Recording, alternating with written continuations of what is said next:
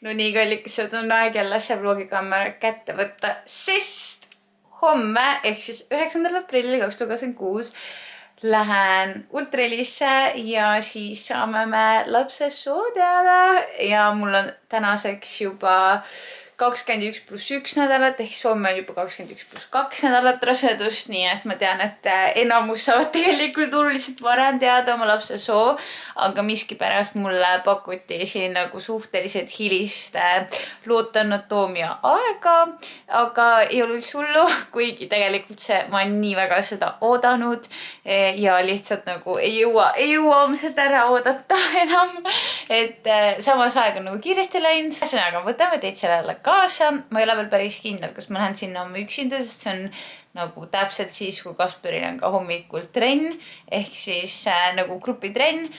Nii et siis võib-olla lähen üksinda sinna, mul selles suhtes absoluutselt vahet ei ole, sellepärast et ma ei tahagi seal doktori kabinetis veel teada saada seda sugu, vaid ma ikkagi näen seda nii, et ta paneb ümbriku sisse kirja soo. Kui ma lähen üksinda, siis on mul aega, et minna ka kaubanduskeskusesse ja siis ma lähen näiteks Primarki ja lasen seal, valin välja nii poisiriietuse kui tüdrukuriietuse ja lasen seal siis sealsel töötajal nii-öelda pakkida ära meie jaoks siis kumbki riietus, et ta teeb selle ümbriku lahti ja siis pakib selle nagu soo sinna sisse nii-öelda selle sooriietusega seoses.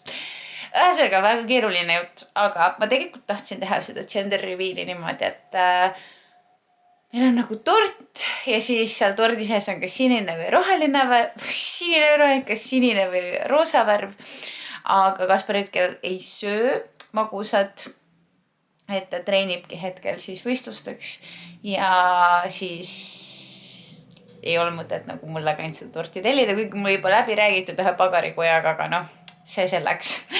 Ma tühistasin selle ära ja nüüd siis ongi see mõte, kui ma lähen üksinda, siis ma käin kaubanduskeskusest läbi ja lasen neil ära pakkida selle riietuse. Kui me lähme kahekesi, siis me teeme lihtsalt nii, et paneme ümbriku sisse ja laseme ümbriku sisse doktoril kirjutada, kas on poiss või tüdruk ja avame selle koos. Et ma ei taha seal kabinetis teada saada tõesti. See on nagu kõige igavam viis selle teada saamiseks. Come on, võib-olla teise lapsega ma mõtleks juba teistmoodi, aga nagu esimene laps eriti ma mõtlen nagu, ma tahan, et see oleks erinev, ma tahan, et see oleks meeldejääv. Ja muidu oleks ju ka see, et kui ma oleks meeldis Eestis ja meil on mingi sõbrad seal ümberringist, nad saaks ka aidata mingi õhupalli näiteks õige sisuga valida, aga meil ei ole kedagi, kes siin niimoodi nagu aidata saaks. Nii et siis tuleb ise oma jõududega kuidagi teha seda. Vot, ma olen nii elevil ja ma arvan, nüüd on see hetk, kus öelda, mida ma arvan, uuesti tuletada meelde. Mina olen algusest peale tundnud, et tüdruk tuleb, aga kui ma loen kõiki sümptomeid, mis on nagu kas tüdruk või poiss tuleb, siis kõik sümptomid ütlevad põhimõtteliselt välja arvatud see, et mul esimene trimester on mega halb olla. Kõik ütlevad, et poiss, nagu kõik need sümptomid, nii et ma ei tea. Eks me näe. Kasper arvab, et tuleb poiss ja Marilyn Kerro juures käisime ka kunagi ja tema ütles, et tuleb meil esimesena poiss. Nii et ei tea, aga 95% inimestest, kellega ma olen rääkinud, ütlevad, et nad arvavad ka, et meil tuleb tüdruk. Nii et ma ei tea. Ma olen unes näinud rohkem, et meil on tüdruklaps kui poisslaps, aga ma olen ka poisslast unes näinud. Nii et jah, ei tea, aga juba varsti oleme targemad, juba homme, mis on nii väike, ma olen nii elevil. Ma reaalselt ootan seda lihtsalt nii väga teada saada. Vot. Ja nüüd on mul lampi, reaalselt mul on muidu ülihea näonahk olnud terve teine trimester ja lampi üle öö. Siia lihtsalt räiged punnid tekkisid. Ma ei tea, mis värk on ausalt nagu siin ka. Aga just siin nagu suu ümber, et mis toimub. Ma ei ole midagi erilist söönud, aga ikkagi ma ei tea. Ma loodan, see läheb kiiresti üle. Nüüd on nii põletikus ka veel, et nagu hästi veider kuidagi. Ma just siin eile või üleeile ütlesin Kasper, et mul näonahk nii heaks läinud ja nüüd on nagu siuke plönn. Aga näeme siis juba homme hommikul, kui ma sätin ultralisse.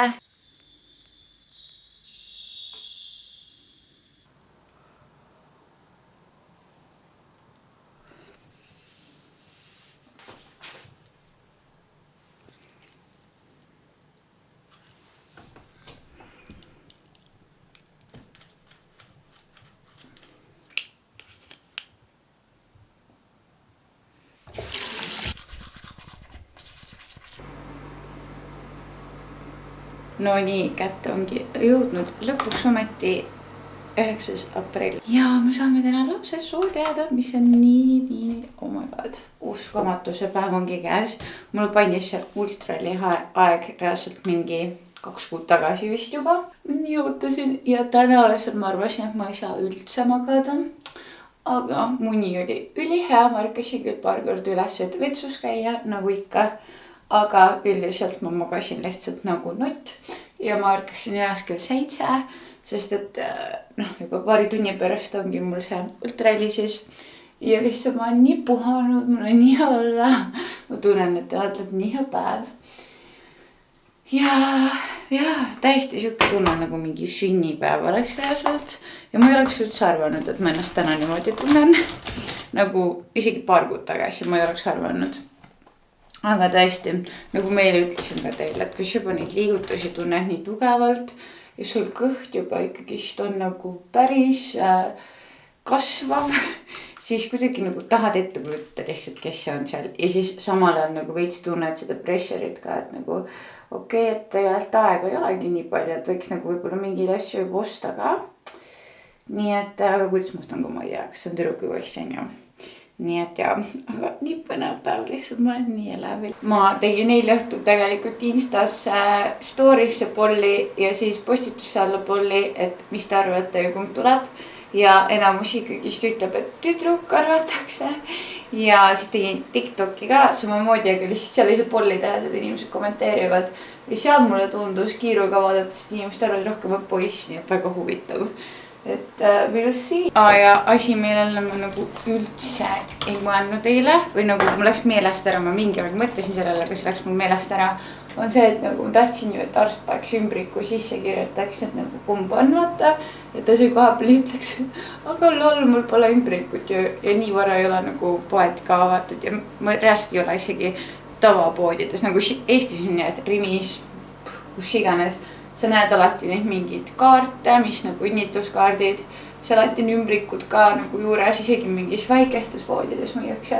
Siin ma praegu mõtlen, ma ei ole isegi nagu suurtes poodides nagu Lidl ja niimoodi. Ei ole näinud siukseid asju, nii et ausalt öeldes ma ei teagi, peab lihtsalt mingi paberi kaasa võtma, et ta siis selle kinni poldiks ja sinna sisse kirjutaks, ma arvan. Ja ma loodan tõesti, et nad kogemata ei ütle seal koha peal. Sest ma ikkagi väga tahaks nagu muul hetkel teada, aga ma arvan, et see on väga tavaline soov, et ei taheta koha peal teada. Näitan siis kõhtu ka kiirelt. Siuke munnu on praegu ees. Praegu ma ei ole mitu midagi söönud ka, ehk siis ta on väiksem, kui ta on tegelikult õhtuks, aga ikkagi ikkagist on nagu punn on ikka ees. Kiire hommikusega ja siis juba saab minna. Seal see haiglakene paistabki. See on siis sama haigla, kus ma olin 2 otsees ka esimese trimestri aeg. Hästi korralik suur haigla on küll. Väga ilusad, normaalsed, korralikud palatid olid ja toidud olid ka jumala head. See on siis ikka. Võtta. Seda on nagu skännida, mis sellest saab edasi minna. Nii. Ja siis siin on minu nimetähtedega see GT, Keter Tamm nii-öelda, Adele ei vaata ära ja siis on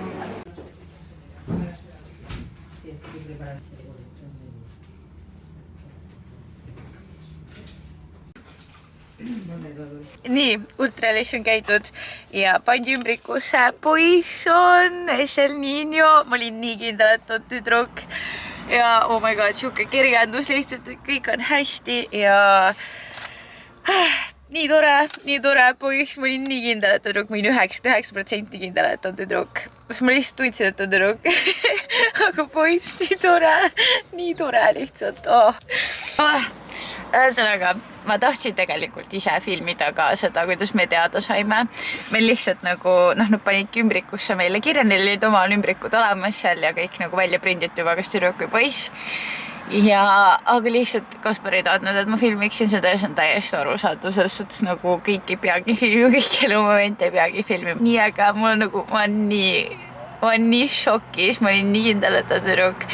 Kõik ütlesid, et nad arvavad, et on tüdruk. Kõik reaalselt, ainult mu tädi ütles, et arvab, et on poeg. Ja Kaspar ka muidugi. Ja nagu nii, aga what the hell, kui aga lihtsalt. Wow, ma pean nüüd nagu mõtlema reaalselt. Ma pean nüüd harjuma selle mõttega, sest ma räägin lihtsalt, endal oli nii tugev tunne, et on tüdruk. What? Nii aga. Ja ultralli kohta ka selles suhtes kõik oli korras, kõik oli hästi. Trenni tohin edasi teha ja nii lahe lihtsalt. Oh my god. Need emotsioonid on nagu... Nii aga. Ma tein nüüd sellele vlogile siin lõppu ära. Selline lühikene vlog saigi ja saitagi siis teada. Meie lapsesooni välik, et on ikka poiss, ma ikka kogu aeg mõtlen praegu, et ma pean täiega ümber mõtlema nagu, ma olen kogu aeg ette kujutanud tüdrukut, uskumatu, aga nii äge.